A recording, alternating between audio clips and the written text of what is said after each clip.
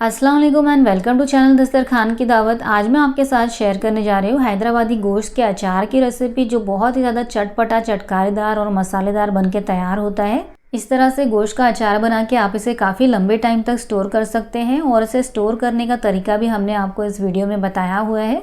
तो चलिए देख लेते हैं हमने इस मज़ेदार से हैदराबादी गोश्त के अचार को कैसे बनाया। हैदराबादी गोश्त का अचार बनाने के लिए हमने यहाँ पर 1 किलो बोनलेस मटन लिया है और इसे इस तरह के छोटे पीसेस में कट कर लिया है और इसे 2-3 बार पानी बदल बदल कर धो लिया है। अब यहाँ पर हमने एक प्रेशर कुकर ले लिया है और इस सारे मटन के पीसेस को हम इस प्रेशर कुकर में डाल देंगे। साथ ही में डाल देंगे 2 टेबलस्पून अदरक लहसुन और हरी मिर्चों का पेस्ट। अगर आपके पास सिर्फ अदरक लहसुन का पेस्ट है तो आप वो भी डाल सकते हैं। इस तरह के चम्मच से 1 चम्मच यानी कि 1.5 टीस्पून नमक डाल देंगे। 1 टीस्पून हल्दी पाउडर डाल देंगे और अब इसके अंदर हम पानी ऐड कर देंगे। तो यहाँ पर हमने इस तरह के ग्लास से माप कर 1 गिलास पानी यानी कि 250 ml पानी ऐड कर दिया है और अब इसे अच्छी तरह से मिला लेंगे। और अब प्रेशर कुकर का लिड बंद कर देंगे और इसे उबलने के लिए गैस पर चढ़ा देते हैं। अब यहाँ पर हमने प्रेशर कुकर को हाई फ्लेम पर गैस पर चढ़ा दिया है। अब हाई फ्लेम पर इसके अंदर 4 से 5 विसल देंगे या मटन के 80% तक पकने तक इसे विसल देंगे। तो प्रेशर कुकर में 4 से 5 विसल आ चुके हैं। अब इसका सारा प्रेशर हम रिलीज़ होने देंगे, उसके बाद में आपको इसे ओपन करके दिखाऊंगी। अब यहाँ पर हमने एक छोटी सी कढ़ाई ले ली है और इसे लो फ्लेम पर गैस पर चढ़ा दिया है। अब इसके अंदर हम अचारी मसाला तैयार करेंगे। तो यहाँ पर हमने 1 टीस्पून ज़ीरा ले लिया है, 5 सूखी लाल मिर्च, 1 टेबलस्पून सूखा अक्खा धनिया, 1 टेबलस्पून सौंफ, 1/4 चम्मच कलौंजी, 1 टेबलस्पून पीली वाली सरसों। अगर आपके पास ये ना हो तो आप इसकी जगह पे काली वाली सरसों भी ले सकते हैं, और 1/4 टीस्पून मेथी दाना। और अब इस मसाले को लगातार चलाते हुए सिर्फ 1 मिनट के लिए मीडियम फ्लेम पर भून लेंगे। इसे ज़्यादा नहीं भूनेंगे क्योंकि हम इसे ऑयल में डालेंगे तो ये ऑयल में अच्छी तरह से पक जाएगा। तो इस मसाले को हमने 1 मिनट के लिए भून लिया है। अब गैस की फ्लेम को हमने बंद कर दिया है और मसाले को ग्राइंडर जार में डाल दिया है और अब इसे हम दरदरा पीस लेंगे। तो यहाँ पर हमने मसाले को दरदरा पीस लिया है। अब इसे कुछ देर के लिए हम साइड में रख देते हैं। तो प्रेशर कुकर का सारा प्रेशर अब रिलीज़ हो चुका है। चलिए इसे ओपन करके चेक कर लेते हैं। और यहाँ पर आप देख सकते हैं मटन ने काफ़ी सारा पानी रिलीज़ कर दिया है। तो प्रेशर कुकर को हमने फिर से हाई फ्लेम पर गैस पर चढ़ा दिया है और मटन के पीसेस में आप नाइफ़ इंसर्ट करके चेक कर सकते हैं। ये 80% तक गल गए हैं और बाकी का जो 20% है ये फ्राई करते वक्त गल जाएंगे। और अब मटन को हमें हाई फ्लेम पर बीच बीच में चलाते हुए मटन के अंदर का जो सारा पानी है उसे हमें सुखा लेना है। और अब यहाँ पर आप देख सकते हैं मटन के अंदर का जो सारा पानी है वो पूरी तरह से सूख चुका है। तो अब हमें गैस के फ्लेम को बंद कर देना है। तो यहाँ पर हमने एक पैन ले लिया है और पैन को हाई फ्लेम पर गैस पर चढ़ा दिया है। अब इसके अंदर हमने 1 कप सरसों का तेल डाल दिया है। अब सरसों के तेल को हम अच्छी तरह से हाई फ्लेम पर गर्म कर लेंगे। और क्योंकि हम गोश्त का अचार बना रहे हैं और किसी भी तरह के अचार के अंदर सरसों के तेल का इस्तेमाल होता है, इसलिए ज़रूरी है आप सरसों के तेल का ही इस्तेमाल करें। और यहाँ पर तेल अच्छी तरह से गर्म हो गया है। तो अब फ्लेम को हमने बिल्कुल लो कर दिया है। अब तेल को लो फ्लेम पर कुछ देर के लिए थोड़ा सा ठंडा होने देंगे और तब तक मैं आपको ये मसाले दिखा देती हूँ। तो यहाँ पर हमने 15 से 20 लहसुन लिए हैं, 1 इंच अदरक के टुकड़े को पतले पतले स्लाइसेस में कट कर लिया है, 5 लाल मिर्च लिए हैं और यहाँ पर हमने 8 से 10 करी पत्ते लिए हैं।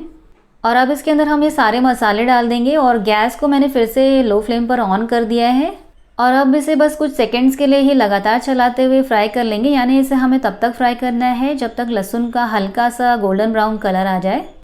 अब कुछ सेकंड्स में ही लहसुन का हल्का सा गोल्डन कलर आ गया है। अब इसके अंदर ये जो सारे उबले हुए मटन के पीसेस है इसे हम डाल देंगे। बहुत ही आसान होता है अचारी गोश्त को बनाना और ये खाने में बहुत ही ज़्यादा मज़ेदार भी लगता है। और अब हमने गैस के फ्लेम को बिल्कुल हाई कर दिया है और हाई फ्लेम पर इसे लगातार चलाते हुए मटन को गोल्डन ब्राउन होने तक फ्राई कर लेंगे।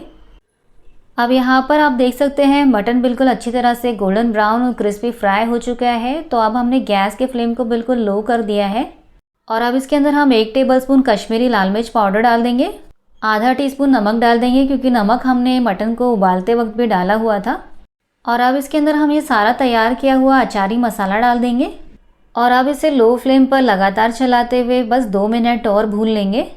और यहाँ पर हमें मसालों को बहुत ज़्यादा नहीं भूनना है, बस 2 मिनट ही काफ़ी है क्योंकि ये सारे पाउडर मसाले हैं। अगर आप ज़्यादा भूनेंगे तो मसाले जल जाएंगे। तो यहाँ पर हमने मसालों के साथ मटन को लो फ्लेम पर लगातार चलाते हुए बस 2 मिनट के लिए ही भून लिया है। और बस 2 मिनट में ही आप देख सकते हैं कि मटन के साथ मसाले अच्छी तरह से भुन चुके हैं। और अब इसके अंदर 2 बड़े नींबू का रस डाल देंगे और नींबू का रस डालने के बाद भी इसे 2 मिनट के लिए लो फ्लेम पर लगातार चलाते हुए भून लेंगे।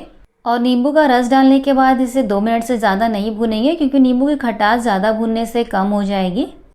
तो नींबू डालने के बाद हमने इसे लो फ्लेम पर 2 मिनट और भून लिया था और अब हमने गैस के फ्लेम को बंद कर दिया है और ये हमारा हैदराबादी अचारी गोश्त बनके बिल्कुल तैयार है। तो चलिए अब इसे सर्व कर लेते हैं।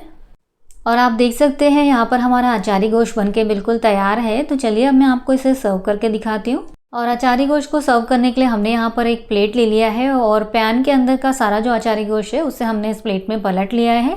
और अब इस अचारी गोश्त का एक पीस मैं आपको तोड़ के दिखाती हूँ। ये देखिए, अंदर से ये बिल्कुल जूसी बना हुआ है और ऊपर से क्रिस्पी है। बहुत ही ज़्यादा मज़ेदार ये बन के तैयार होता है। इसे आप दाल चावल के साथ खा सकते हैं, रोटी पराठा के साथ खा सकते हैं, या तो एज अ स्टार्टर इसे ऐसे ही एंजॉय कर सकते हैं। सभी तरह से बहुत ही ज़्यादा मज़ेदार लगता है। और इसे स्टोर करने का तरीका भी मैं आपको बता देती हूँ। तो यहाँ पर हमने एक कांच का जार लिया है, इसके अंदर हम ये सारा अचारी गोश्त डाल देंगे। इसे इस तरह से आप जार में स्टोर करके काफ़ी लंबे समय तक रख सकते हैं, ये बिल्कुल भी ख़राब नहीं होगा। और यहाँ पर मैंने अचारी गोश्त में ऑयल थोड़ा कम डाला है। अगर आप इसे काफ़ी लंबे समय तक स्टोर करना चाहते हैं तो इसके अंदर थोड़ा सा और ज़्यादा ऑयल डालें। और इस जार में अचारी गोश्त भरने के बाद हमने इसका लिड बंद कर दिया है और इस तरह से आप इसे रूम टेम्परेचर पर 1 महीना तक स्टोर कर सकते हैं। अगर गर्मी का मौसम हो तो आप इसे फ्रिज में स्टोर करें और अगर ठंडी का मौसम हो तो आप इसे रूम टेम्परेचर पर स्टोर कर सकते हैं। और यहाँ पर मैंने इसे 1 किलो मटन से तैयार किया है। आप चाहें तो इसे आधा किलो मटन से भी बना के तैयार कर सकते हैं। और अगर आपको ये अचारी गोश्त की रेसिपी पसंद आई है तो आप इसे बना के ज़रूर ट्राई करें। और आपको ये रेसिपी कैसी लगी मुझे कमेंट्स में भी इसके बारे में ज़रूर बताएं। तो अगर आपको ये अचारी गोश्त की रेसिपी पसंद आई है तो वीडियो को लाइक करें और चैनल को सब्सक्राइब करें। मिलते हैं ऐसी ही मज़ेदार और एक्साइटिंग रेसिपीज़ के साथ। तब तक के लिए अल्लाह हाफिज़।